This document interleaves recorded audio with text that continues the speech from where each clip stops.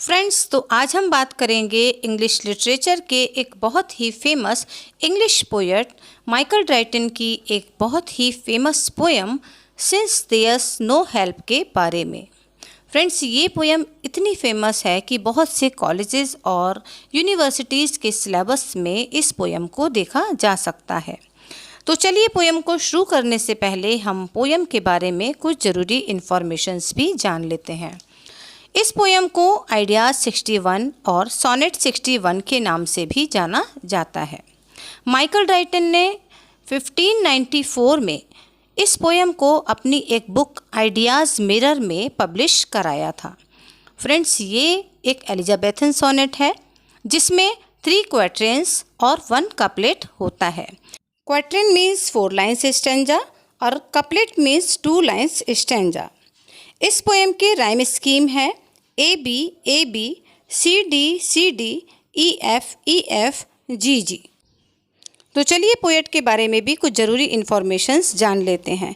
Michael Drayton एक English poet थे जिनका जन्म अर्ली 1593 वारविकशायर इंग्लैंड में हुआ था और उनकी मृत्यु 23 दिसंबर 1631 लंदन में हुई थी।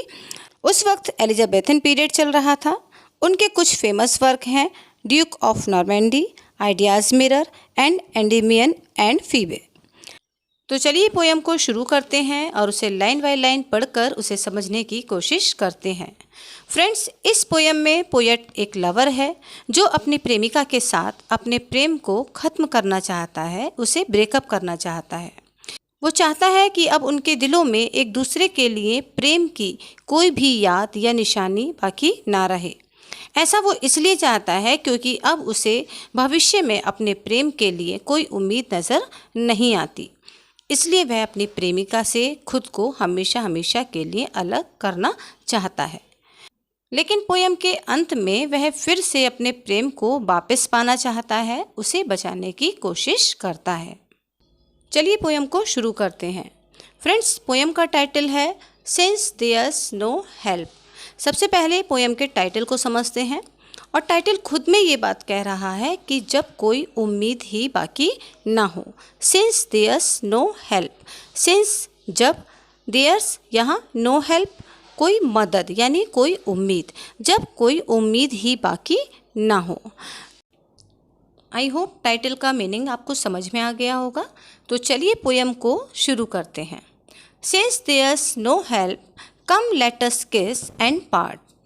सिंस देयर्स नो हेल्प, जब हमारे प्रेम में भविष्य की कोई उम्मीद ही नहीं बची, कम let us kiss and part, तो आओ हम एक दूसरे को किस करते हैं और एक दूसरे से अलग हो जाते हैं। Nay I have done you get no more of me. नहीं, अब मैं थक चुका हूँ, मैं अब अपने इस रिश्ते से थक चुका हूँ, अब हमें इस रिश्ते को ख़त्म करना ही होगा। पोएट यहाँ पर प्रिटेंड कर रहा है कि वह अपने उस रिश्ते से थक चुका है और कहता है you get no more of me, और अब तुम्हें यानी उसकी बिलव्ड को उससे कोई भी उम्मीद नहीं लगानी चाहिए। You get no more of me यानी अब मुझसे तुम्हें कुछ भी नहीं मिल पाएगा। And I am glad yea glad with all my heart, मैं खुश हूँ। एंड आई एम ग्लैड, मैं खुश हूँ, या glad with all my heart, हाँ अपने पूरे दिल से मैं खुश हूँ। That thus so cleanly I myself can free, और इसलिए मैं बड़ी ही सफाई से खुद को इस रिश्ते से आज़ाद कर पा रहा हूँ। एक्चुअली पोएट अपनी प्रेमिका से इस तरह की बातें इसलिए कर रहे हैं क्योंकि वे दोनों इस बात को अच्छी तरह जानते हैं कि जो सच्चा प्रेम होता है ना, वो कभी भी ख़त्म नहीं होता, अलग हो जाने से भी नहीं। वो तो बस भविष्य में कोई भी उम्मीद ना होने के कारण अलग हो रहे हैं, समझौता कर रहे हैं। इसलिए पोएट अपनी प्रेमिका को ये दिखाना चाह रहा है कि उससे उसको अलग होने पर भी कोई फ़र्क नहीं पड़ रहा है, जबकि सच में दोनों को बहुत ज़्यादा फ़र्क पड़ रहा है। तो चलिए, अगली 4 लाइन्स की तरफ चलते हैं और उसे पढ़कर समझने की कोशिश करते हैं। Shake hands for ever, cancel all our बोझ। अब जब हम एक दूसरे से अलग हो ही रहे हैं तो आओ एक दूसरे से हाथ मिलाते हैं। कैंसिल ऑल आवर बोझ, और अपनी उन सभी कसमों को तोड़ देते हैं जिन कसमों को हमने अपने प्रेम में खाया था। And when we meet at any time again, और जब कभी हम किसी भी समय या किसी भी दिन फिर से मिलेंगे, be it not seen in either of our brows, तो ये हमारी आईब्रोज में यानी कि फेस एक्सप्रेशन में भी नहीं दिखना चाहिए। That we one jot of former love retain, क्या नहीं दिखना चाहिए कि हमारे पुराने प्रेम का अंश मात्र प्रभाव भी हम पर बचा है। यानी भविष्य में हम कहीं भी किसी भी दिन या किसी भी समय मिलें तो हमारी आईब्रोज पर, हमारे फेस एक्सप्रेशन पर ये नज़र नहीं आना चाहिए कि हमारे पुराने प्रेम का अंश मात्र प्रभाव भी हम पर बचा हुआ है। यानी हम अपने इस रिश्ते को अब ख़त्म कर चुके हैं।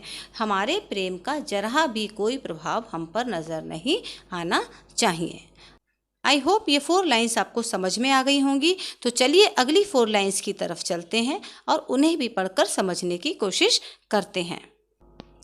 अब पोएट अपने उस प्रेम के रिश्ते को ख़त्म कर चुके हैं और ख़ुद को अपनी प्रेमिका से अलग भी कर चुके हैं। इस क्वाट्रेन में पोएट ने लव को पर्सोनिफाइड किया है और उसे एक इंसान माना है और कहा है, now at the last gasp of love's latest breath, कि प्रेम अब अपनी आखिरी सांसें ले रहा है। लास्ट गैस्प यानी आखिरी सांसें, कि अब जो ये प्रेम है ना, ये अपनी आखिरी सांसें ले रहा है। When his pulse failing, passion speechless lies, और जब उसकी नब्ज़ धीरे धीरे ख़त्म हो रही है, फेल हो रही है। किसकी नब्ज़? प्रेम की नब्ज़, कि जब प्रेम की नब्ज़ धीरे धीरे फेल हो रही है, पैशन स्पीचलेस लाइज, तो पैशन, जो प्रेम में एक पैशन होता है ना, वो भी स्पीचलेस हो गया है। When faith is kneeling by his bed of death, और प्रेम में जो एक विश्वास होता है, फेथ मीन्स विश्वास, यानी जो वो प्रेम में एक विश्वास होता है वो भी मृत्युशैया के समक्ष अपने घुटने टेक चुका है। And innocence is closing up his eyes, और जो मासूमियत है वो भी अपनी आँखों को बंद कर रही है। तो इस क्वाट्रेन में जो पोएट हैं वो अपने मन की व्यथा, अपने मन की बेचैनी को बता रहे हैं, क्योंकि प्रेम को तो ख़त्म कर दिया, रिश्ते को तो ख़त्म कर दिया, प्रेमिका से खुद को अलग कर लिया, लेकिन अब वो बेचैन हो रहे हैं और परेशान हैं कि उनका प्रेम धीरे धीरे ख़त्म हो रहा है, लेकिन वो उस प्रेम को ख़त्म नहीं करना चाहते हैं। आई होप ये 4 लाइन्स भी आपको समझ में आ गई होंगी। तो चलिए अपने लास्ट कपलेट की तरफ चलते हैं।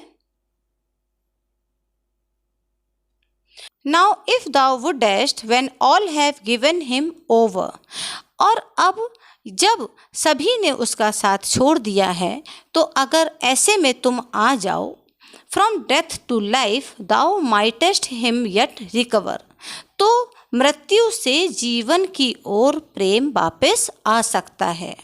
दाउ माइटेस्ट हिम येट रिकवर, तुम अभी भी प्रेम को बचा सकती हो, रिकवर कर सकती हो, यानी जो ये प्रेम है हमारा जो अब मृत्युशैया पर लेटा है, इसको जीवन तुम दे सकती हो यदि तुम फिर से वापस आ जाओ, तो हमारा प्रेम फिर से बच जाएगा। आई होप ये पोएम आपको अच्छे से समझ में आ गई होगी। यदि ये पोएम आपको अच्छे से समझ में आई है तो कमेंट बॉक्स में लिखकर ज़रूर बताइएगा, और जिस पोएम को भी आप पढ़ना चाहते हैं उस पोएम का नाम भी आप कमेंट बॉक्स में ज़रूर लिख दीजिएगा। पोएम को अंत तक देखने के लिए बहुत बहुत धन्यवाद। यदि आप मेरे चैनल पर आज पहली बार आए हैं तो चैनल को सब्सक्राइब कर दीजिए, और अगर आपको वीडियो अच्छी लगी है तो उसे लाइक और शेयर भी कर दीजिएगा। Thanks for watching. Thank you so much.